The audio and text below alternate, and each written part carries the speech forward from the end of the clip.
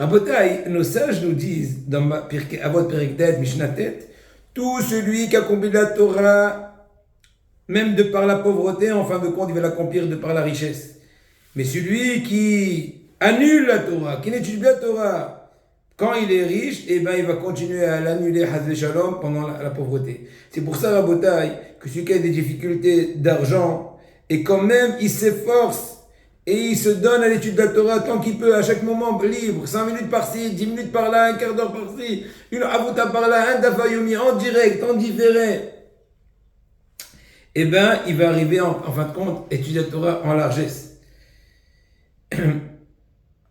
On sait très bien Ovadia Yosef Alav Shalom qui était l'exemple incroyable, qu'il a passé beaucoup d'époques, mis à part le fait qu'il était déjà au Caire, là-bas il était poursuivi, il était le Rav en Égypte quand il était jeune, à l'âge de 20 et quelques.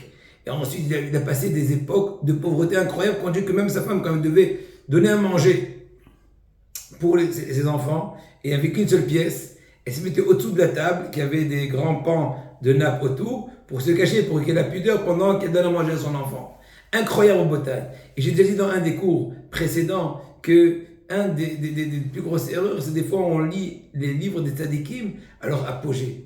Ce serait plus intéressant d'expliquer les étapes de difficulté qui sont passées avant. Et sincèrement, moi qui vous parle, plusieurs fois comment je m'encourage dans mon travail, comme tout juif qui veut progresser, quand je vois des difficultés, je vous dis sincèrement, tout de suite, je ne me compare pas à Rav Ovadia, mais bon, j'espère, j'ai le droit d'espérer, ou je suis même obligé d'espérer. Je dis, mais Rav Ovadia, qui est 1 milliard ou plus que ça, plus que nous, il n'a pas des difficultés pires. Des humiliations, des rédifos, tout ce qu'on veut. Donc ne jamais avoir peur des difficultés.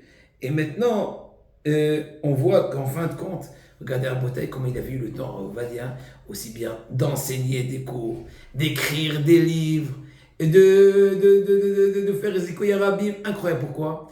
Quand une personne, elle se donne complètement à la Torah, elle est au-dessus de la dimension des temps. À nous aussi de profiter de cette dimension surnaturelle de la Torah.